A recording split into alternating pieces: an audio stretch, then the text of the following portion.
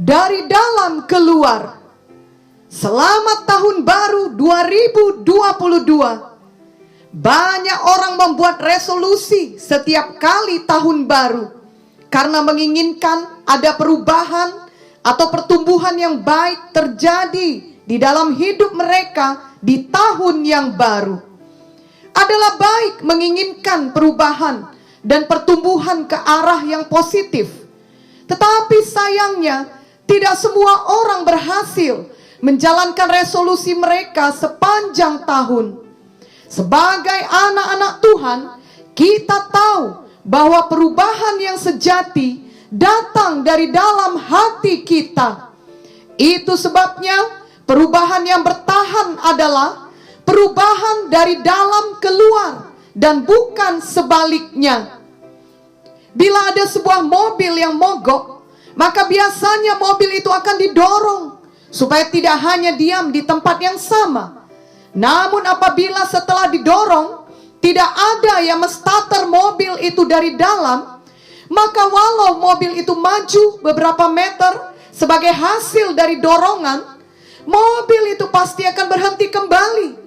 Mobil itu perlu di starter, sehingga setelah didorong, mesin mobil itu hidup dan mobil itu dapat maju sejauh yang diinginkan pengendaranya.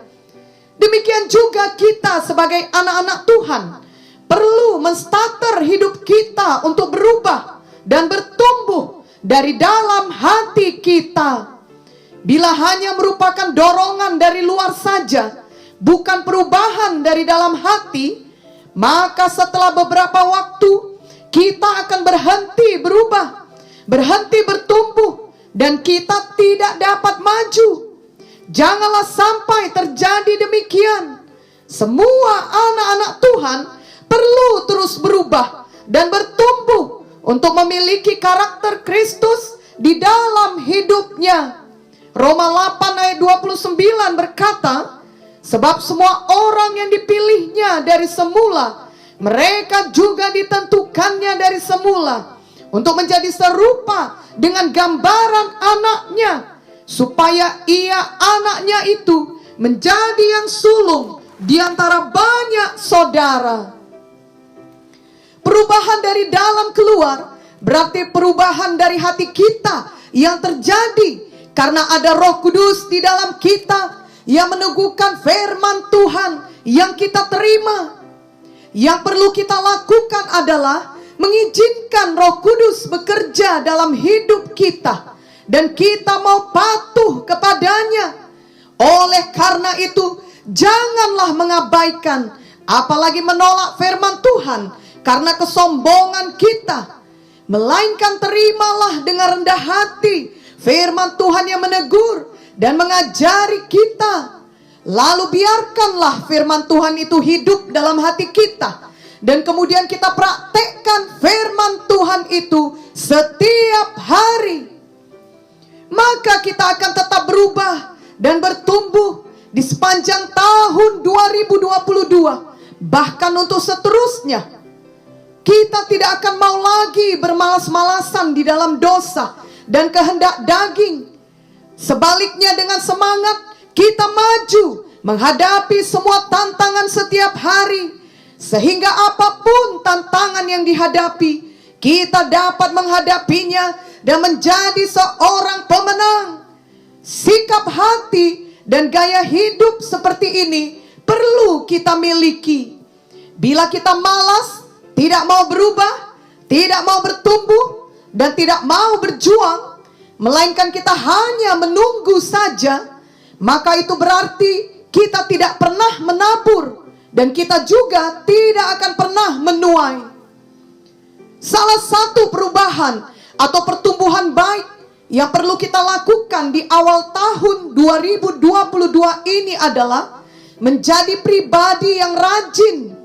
Kita menjadi seorang yang rajin dari dalam hati kita, lalu seterusnya dari dalam keluar, yakni tampak dari perbuatan kita. Sebagai anak Tuhan, kita harus selalu rajin di dalam hidup kita, yakni rajin untuk berbuat baik, karena itu adalah sifat Tuhan. Dan memang Tuhan mau kita menjadi umat-Nya yang kudus dan rajin berbuat baik.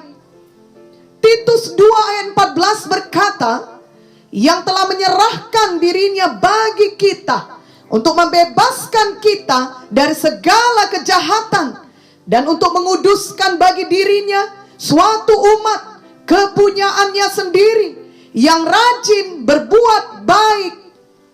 Kerajinan seharusnya menjadi gaya hidup kita, dan ini berarti kita harus lebih rajin lagi untuk pelebaran kerajaan sorga, yakni untuk melayani Tuhan, melayani jiwa-jiwa, untuk berkorban bagi orang lain, untuk melakukan banyak kebajikan. Biarlah kerajinan kita dalam tahun yang baru ini lebih baik daripada tahun sebelumnya.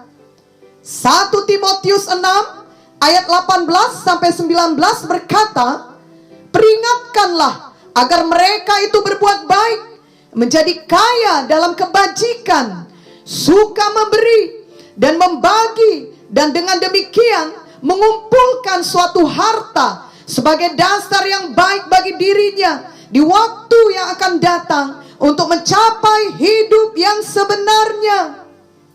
Marilah kita sungguh-sungguh rajin dalam pekerjaan kita masing-masing. Dan tentunya sebagai anak Tuhan, marilah kita rajin berdoa dan rajin belajar firman Tuhan. Marilah kita juga rajin bersaksi kepada orang lain mengenai kasih Tuhan Yesus. Karena setiap anak Tuhan adalah saksi Tuhan. Marilah kita semua bertumbuh dalam kerajinan kita untuk hal kerajaan sorga.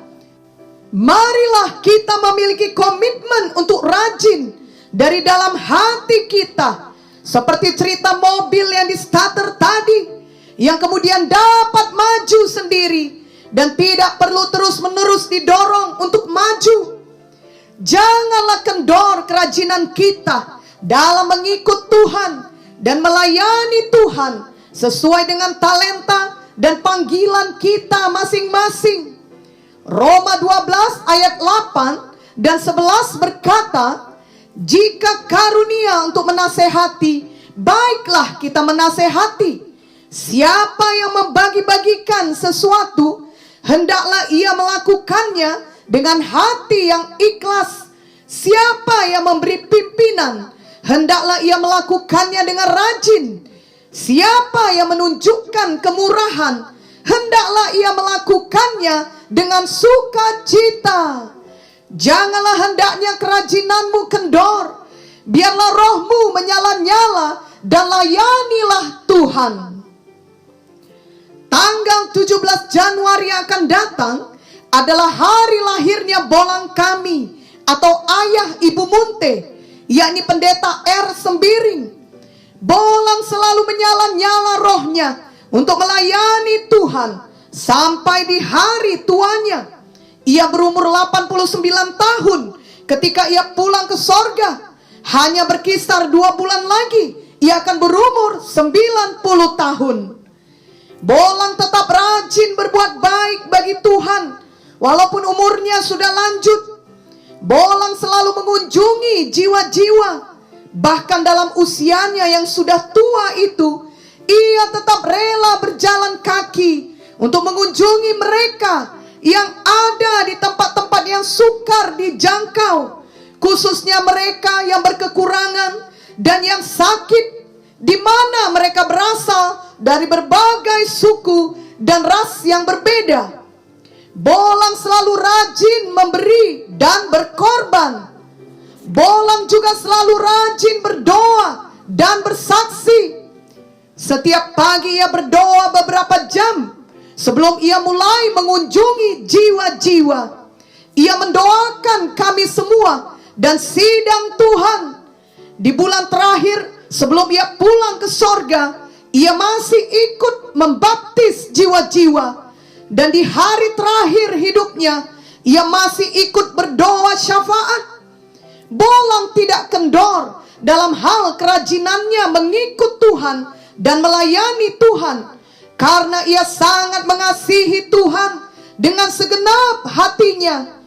Tak kala ia mengajar di training dasar atau mengajar di Institut Alkitab Rema, kerap kali ia berkata kepada para mahasiswa atau jiwa-jiwa yang mendengarkannya untuk selalu sorong diri, juga untuk harus selalu tahan lapar, tahan terkapar, tahan terdampar, tahan ditampar untuk melayani Tuhan. Ucapan-ucapan Bolang tersebut masih diingat oleh banyak orang, di mana ucapan itu menggambarkan gaya hidupnya yang tidak mau mundur dalam melayani Tuhan walau apapun yang terjadi. Sebenarnya tidak akan ada orang yang keberatan jika Bolang tidak berbuat banyak di hari tuanya. Orang-orang akan mengerti jika Bolang lebih banyak diam di rumah saja karena usianya sudah lanjut. Tidak akan ada orang yang berpikir bahwa Bolang adalah orang yang malas. Namun Bolang memang memiliki semangat dari dalam hatinya. Itulah firman Tuhan dan Roh Kudus yang terus-menerus hidup di dalam hatinya, yang memampukannya untuk selalu menyala-nyala setiap hari bagi Tuhan, sampai Tuhan memanggilnya pulang ke sorga. Inilah hidup yang selalu memiliki pertumbuhan yang sejati dari dalam keluar. Biarlah kita dapat meneladani hidup yang demikian, di mana Roh Kudus dan firman Tuhan hidup di dalam hati kita. Itulah yang membuat kita selalu memiliki perubahan dan pertumbuhan yang baik untuk seumur hidup kita. Kolose 3 ayat 23 berkata, apapun juga yang kamu perbuat, perbuatlah dengan segenap hatimu seperti untuk Tuhan dan bukan untuk manusia. Kamu tahu bahwa dari Tuhanlah kamu akan menerima bagian yang ditentukan bagimu sebagai upah. Kristus adalah Tuhan dan kamu hambanya.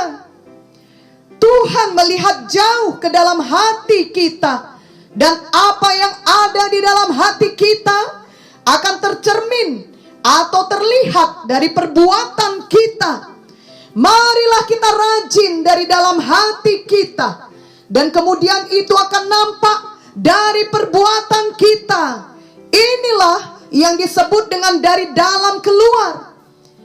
Biarlah di sepanjang tahun 2022 ini kita terus bertumbuh di dalam karakter Kristus. Salah satunya, biarlah kita senantiasa rajin menabur hal yang baik, sehingga kita akan terus-menerus menuai dari taburan kita tersebut, baik dalam hidup kita sekarang di dunia ini maupun kelak di dalam kekekalan. Janganlah semangat kita padam walau apapun tantangan yang harus kita hadapi, melainkan biarlah roh kita terus menyala-nyala untuk Tuhan. Ingatlah lagu rohani yang berkata, biarlah rohmu menyala-nyala dan layanilah Tuhan. Biarlah rohmu menyala-nyala dan layanilah Tuhan. Tak ada banyak waktu, siaplah dan jangan lalai. Pekerjaan besar menunggu, ladang siap dituai. Tanggalkan segala beban dan dosa yang merintang.